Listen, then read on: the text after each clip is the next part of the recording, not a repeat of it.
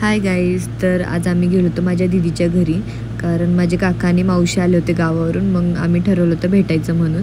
आणि हे आहेत माझे काका आणि आहेत माझे जिजू.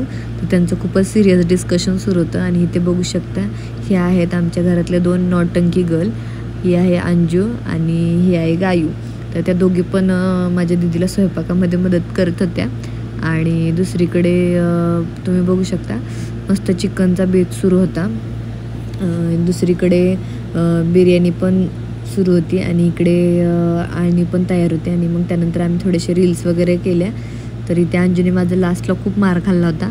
आणि मग त्यानंतर आम्ही गार्डनमध्ये खेळण्यासाठी गेलो होतो थोडं.